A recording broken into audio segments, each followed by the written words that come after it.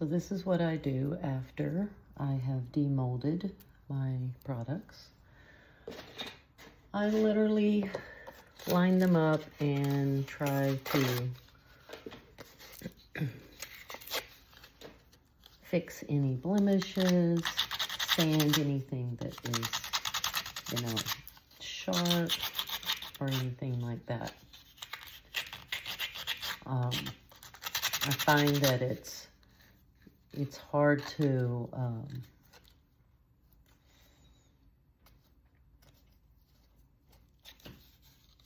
sometimes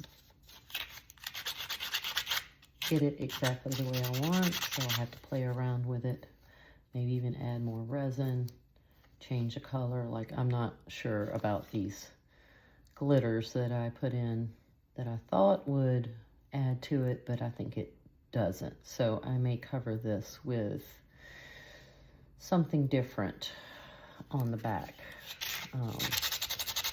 It was just a thought, and I'm not really liking it. So, yep, those won't go away, so I'll have to get a wet cloth and get those up. They'll just have to stay there. But what I think I'm going to do is use my UV resin and a solid color with maybe just a hint of glitter in the back that's smaller and not such a contrast to how the front turned out.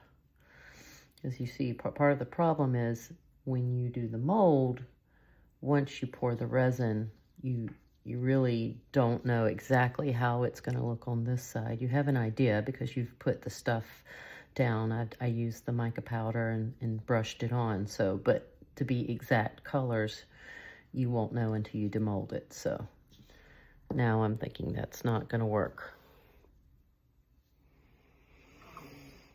I'm just going to pick a color that will kind of go with this.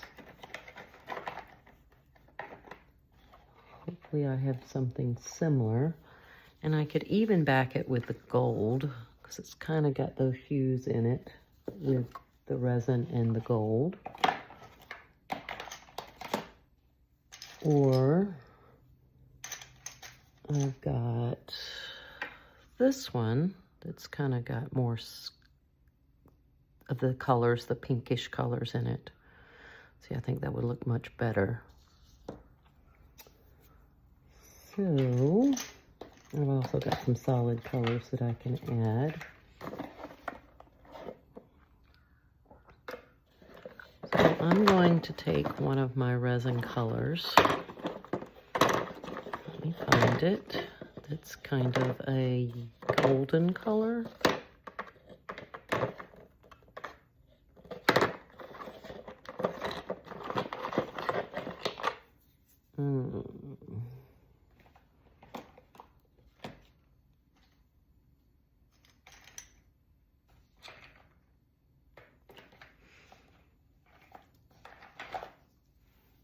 That's also a pretty gold color. Maybe I'll mix some of it to see how it turns out.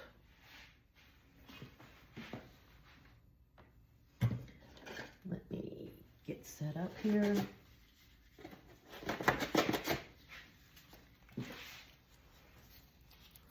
Sometimes you just have to go with how you're feeling at the time with it.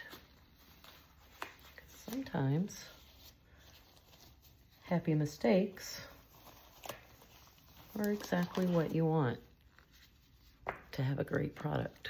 All right, so this is UV resin, which I use when I do my small pours, small items like my keychains.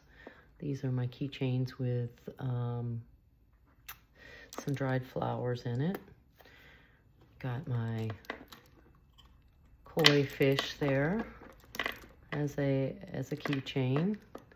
And here's a couple of the sunflowers that I've already done with just a plain back. But since I've already got that glitter, I've got to do something to cover it. So trying to get ready for a festival, which is an actually wildflower festival, and a couple of weeks later, I'll have a sunflower festival. So I'm going to be working on products that kind of go with that theme. That's why I got that mold. I've got some wildflower molds that I'm going to be working on. It's just a little tricky. I've got to kind of do a few to get used to it. But yeah, I think I'm going to like this glitter a lot better.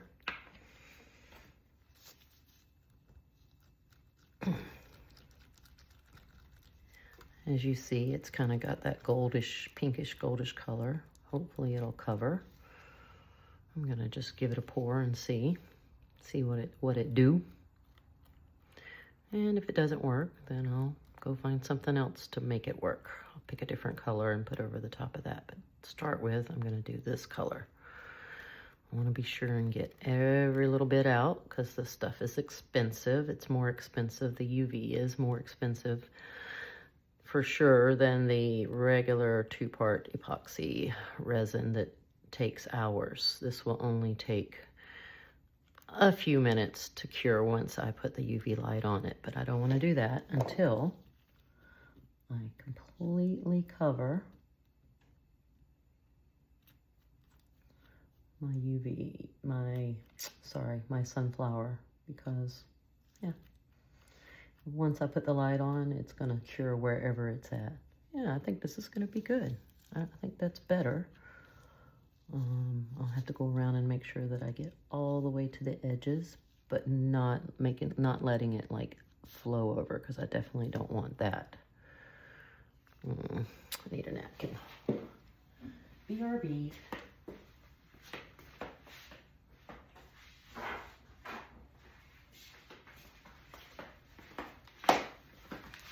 I need to make sure that not flowing. See how some of it's going over the edge. I don't want that to cure that way, because then it will mess up how it looks on the other side. But as you guys see, this is what I have to do when I have to make corrections. All right, I think I got it close enough to the edge for me to put out my UV light. And this is a Let's Resin UV light. No, I'm not an affiliate with them. Yes, actually, I wish I was and want to be, because their products are amazing. But I bought this on my own and love it. It covers a large amount of the table, and that way I can put several items. Like if I needed to cure some more pieces, I could also put that under there. But these are the items I'm going to be fixing or putting rings in, or things to make keychains with. So all these I plan to make keychains, as well as this, which, as you see, it is starting to cure, and that looks so much better on that side. And you'll never know that all that's underneath that, because this will be cured and covered. As you can see, I can already touch it, which means that it's almost cured. The thing with resin, though, you have to, especially the UV resin, that you have to make sure that you, even though this isn't the side that we needed to cure, or, you know, it does help when you kind of get all sides of the UV, so that it doesn't remain wet or liquidy underneath. So just kind of catching it, holding it for a few minutes, and just letting that sit. So I'm just going to let that sit for a few minutes. I'm going to change my time to like 3 more minutes while I work on something else. These guys, I plan on just drilling a hole in their head and making a keychain out of it. I have some that's just kind of made to sit around, but since these are so small, I feel like that's going to be something that somebody's interested in. I've noticed that there's a huge liking for skulls and dragons, which before I started resin. I really didn't know that that was a popular thing. Apparently it is. So you do what the people ask for, and I have gotten several requests at different, this one's gonna be a little bit harder. I'm gonna have to, like, whoa, I did it. Okay, slowly go through it, because you see it's a real thick, and I'm trying to go all the way through to hold it like that.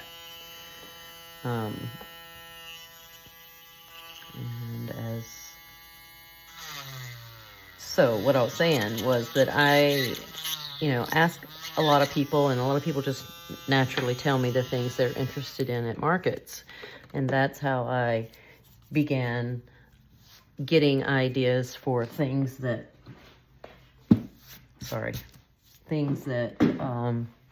to do, because people were saying they liked that kind of thing, or they wanted something, a specific thing done. And I buy molds pretty much on request of things that people ask.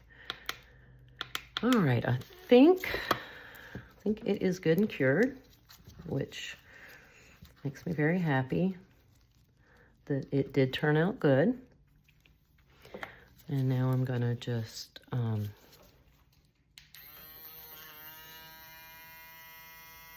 find a good spot to drill a hole that will be sturdy enough to hold my little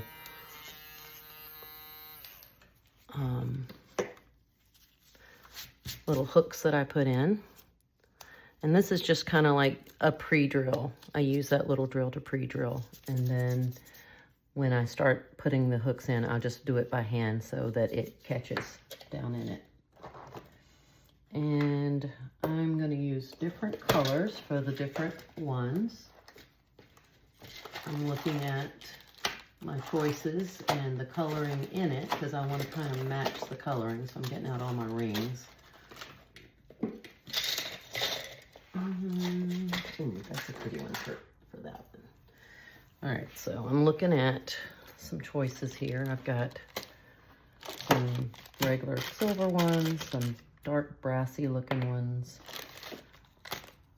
this golden rose colored gold. Yep, still fighting with the glitter.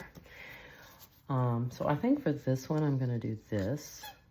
So then I have to find the matching little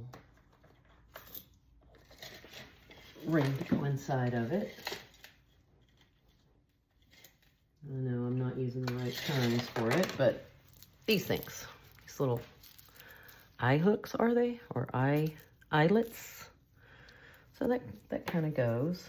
Get my tools. And basically, I use these all the time. They are my hands, basically. So the first thing I'm gonna do is stick it in there. Ooh, and twist. And then I'm gonna give it a little tug to make sure. Oh, see, now if it does that, that means that actually that drill that I just used was probably a little big. So the bit. So what I'll need to do, never fear.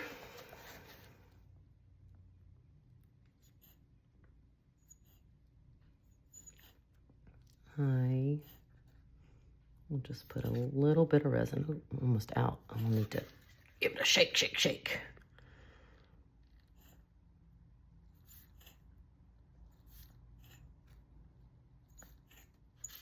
Well, are you gonna come out? Come out, come out, wherever you are. I wanna be careful not to put it under the light until I actually have the whole thing ready to go. I'm putting the resin down in the hole and around the piece that I am putting in. And then I'll twist, get it right where I want it, then hold it underneath there. And as you see, that it is now kind of more secure in there, and I can't pull it out. And that's the one thing you don't want. You don't want to sell somebody or give somebody a keychain and then 5 seconds later it comes apart and then they have no way to use it. It's, you know, pretty much useless to them. So that's what I want to do with that. Now my next step is to get this onto there, which sometimes I use like another set to help bend it because my fingers get kind of sore when I don't. Slide it on.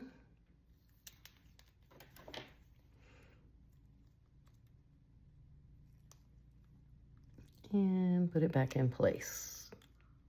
And that takes a little bit of doing, but keep moving it and fixing it until it's lined up. There we go.